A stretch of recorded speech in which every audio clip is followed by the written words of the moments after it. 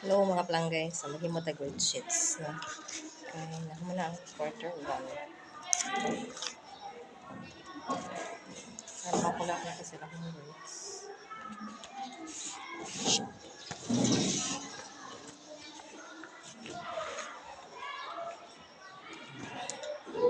Cherries.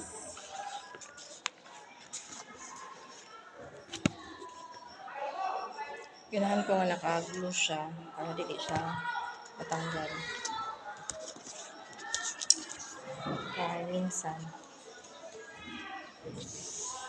o dili man ginaingatan sa atong tagaan. Namurag wala ba? Kung sa to apa sa Cebuano ginapasi-pasi lang nila. Kagisi-gisi na. Sahay pagit ngayon pagit ka reprint tabi kay nawala. So nag-isip nag-effort sa kaato ba?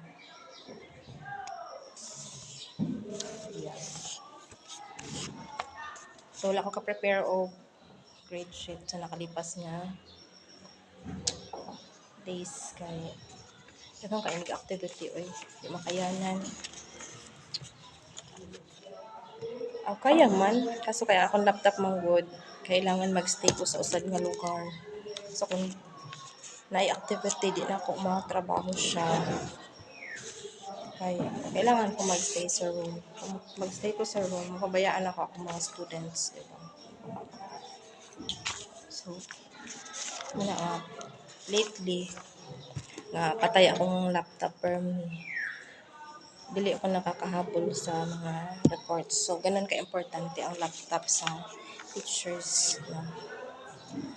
May nag-abot man nga supply, 5 units lang. Siyempre, i-priority ko na mo ang mga wala gid mga laptop ng mga teachers sila.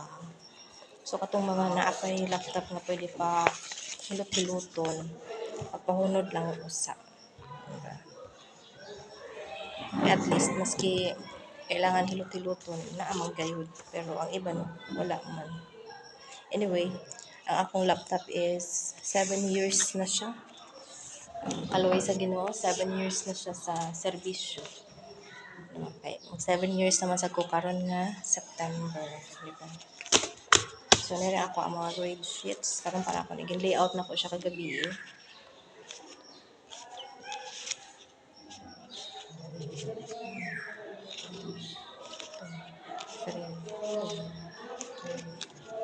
Six man lang siya.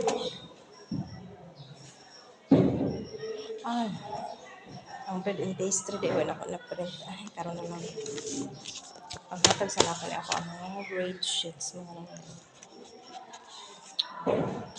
So 7 years na sa akong laptop sa ako ang kuan niya akong printer, duha akong printer kaysa nag-pandemic dili kayahon and then during those days no wala gid ko nahatagan og supply sa kaluoy sa Ginoo. So ang ending nangutang ko wa akong gipalit og ako ang sariling laptop ang laptop inutang sa nako ni siya printer para makaprint ko tuloy-tuloy sa ako ang mga module sa pandemic nya karon ni surrender na ako ang duha nga printer kay di na mo agi diba? So tilas ako wala man koy pang utang pa tilas ako mangutang